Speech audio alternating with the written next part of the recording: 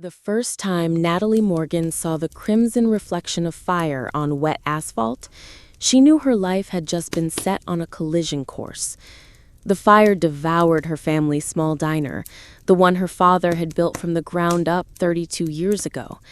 And with every beam that cracked and every window that burst in the heat, something in her own chest shattered.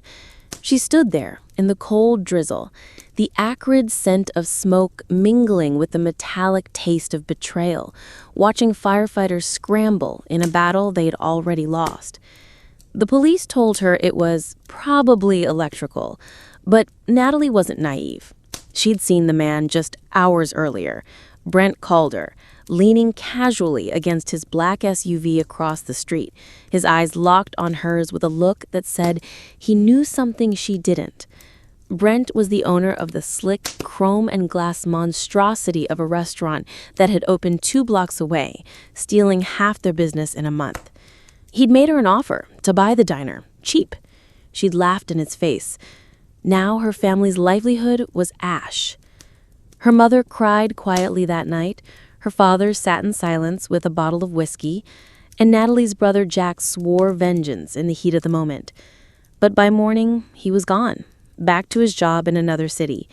Natalie, however, stayed, and she began to plan. The thing about revenge is that it needs patience. You can't swing wildly. You have to let the anger ferment until it's sharp enough to cut through steel. Natalie took a job as a hostess at Calder's restaurant, the kind of place where the chairs were upholstered in white leather and the menu descriptions were longer than the meals themselves. She wore the uniform, smiled at the customers, and listened. She learned the staff's habits, who hated Brent, who feared him, and most importantly, where he kept the skeletons in his closet.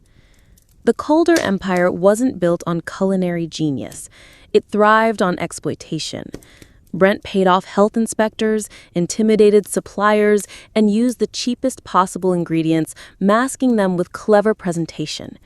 He charmed investors while quietly laundering money from men whose faces never appeared in public. Natalie kept a small notebook in her apartment, writing down everything she heard, every whispered complaint, every hint of illegal activity.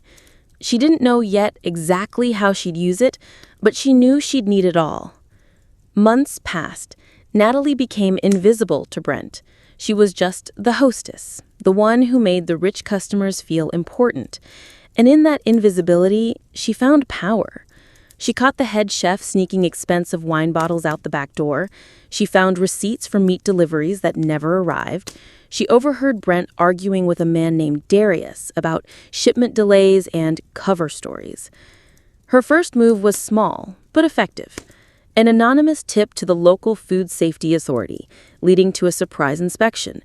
The kitchen failed spectacularly. Expired produce, rodent droppings, improper refrigeration. The story made local news. Brent raged, but he paid the fine and reopened in 2 weeks. That was fine by Natalie. She wasn't here for a knockout punch. Not yet. She began to cultivate alliances. Marcy, the head bartender, had been passed over for promotion 3 times.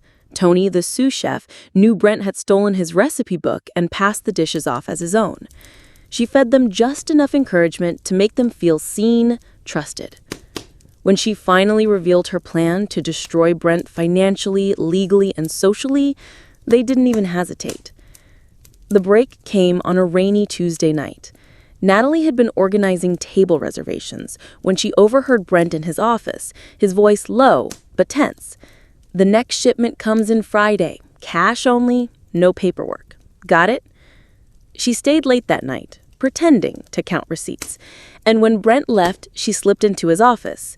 She found the shipment details in his desk drawer, coded but not enough to hide the meaning. Imported seafood from overseas, uninspected, and smuggled to avoid tariffs. Dangerous if spoiled.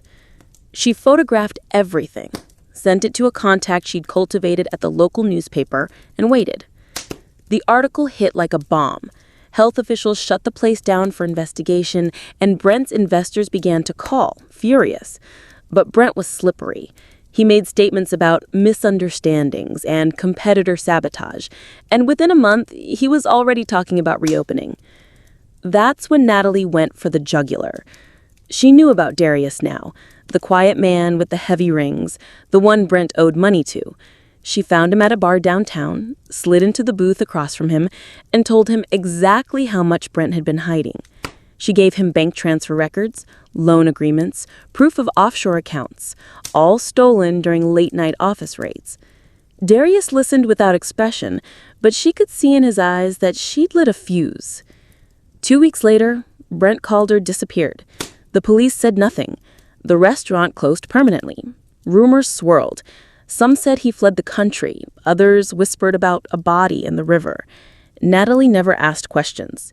She took the deed to the old diner. Her father had nearly sold it to cover debts, but she stepped in, paying off what was owed with money she claimed came from a settlement. In truth, it came from a quiet envelope left in her mailbox, stuffed with unmarked bills. No note, just payment. The first night the rebuilt diner opened, it rained again. Natalie stood at the window watching the neon sign glow against the wet streets. A young couple laughed over coffee in the corner booth. Her parents smiled for the first time in months. She felt no guilt, no hesitation.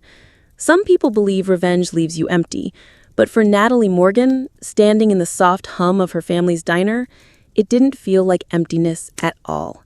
It felt like peace.